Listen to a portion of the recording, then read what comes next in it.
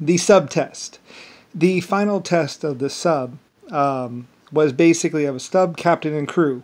At first, you would be going out and you'd be doing stuff, maneuvers and stuff with another sub captain. He would have like 20 years experience, and he would know everything that there is to know about subs.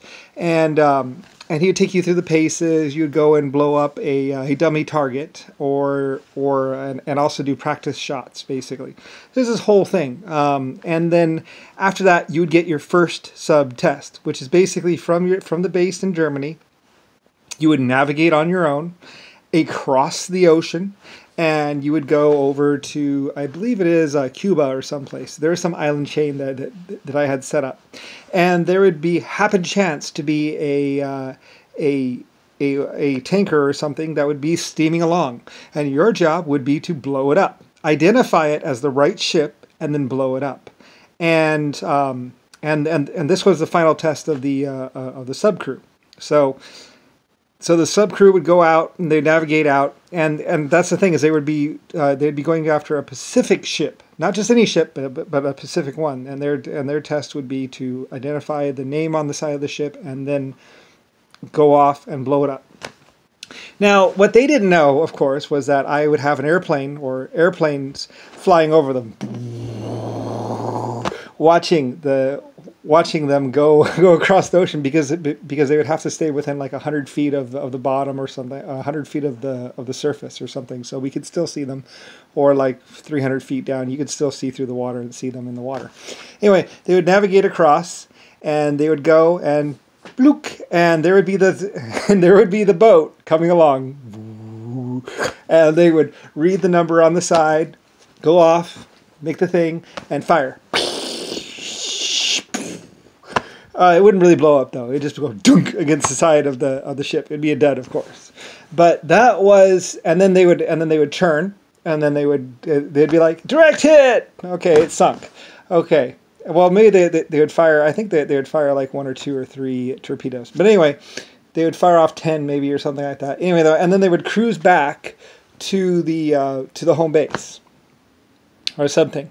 And then when they got back, they would pop up, park their ship, and they'd be graded on how they did. If they went and identified the right ship, and I think we'd have some other ships there too, basically. And anyway, it's this big thing, and it cost a lot of money, by the way, to do, because I'm paying for fuel, I'm paying for the training course, and also paying for the airplanes and pilots and everything. And this is back in the early days when submariners were new.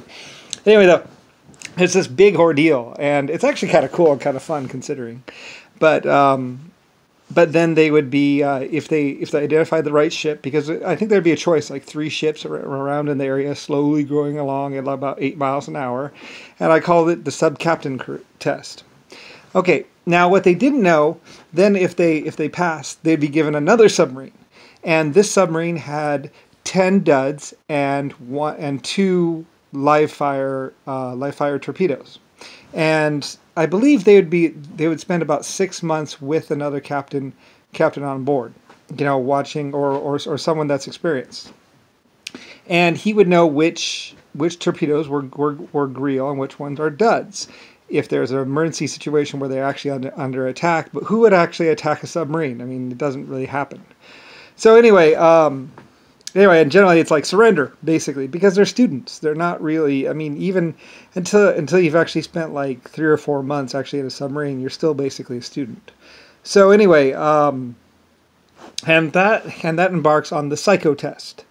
Now, if they go out and they rape and pillage and or just blow up ships, then and they try and fire off a missile, because sometimes they would run wild after the first test, or whatever. I think maybe they spent like a month on their own. The psycho test was basically 10 torpedoes were real. I mean, were duds, and 2 were real, basically, and they were all the way in the back. Anyway, though, finally someone wants to blow up something, and they finally realize that if they go through all the torpedoes, they'll get to the 2 in the back, because the 2 in the back are real. They have their firing pins and everything like that. They're normal, real torpedoes. So anyway, because I didn't really want them killing anyone, and the torpedoes were really expensive, and to lose them, I mean, it was like $5,000 a torpedo or something ridiculous like that, or $3,000 a torpedo, way more than they could ever make in a year or 10 years. Like the torpedoes were really expensive, almost expensive as the ship. Anyway, though, everything basically went fine except for like this one guy or a couple guys, Nixon or something like that. Anyway, he got kicked out though. We caught him. Anyway, and there was this massive manhunt looking for him and everything else like that. And it's like, how did you know it was us? It's like, well, that's because 10 of them are fake and 2 of them are real. And we set the whole thing up. They were court-martialed, I believe, and kicked out. Anyway, Germans and me and everybody else, we understood and knew. And so the subs were always being tracked. Like, young children, they you don't always know what they're going to do. A lot of my training things were actually really fun. And I designed every single one of them.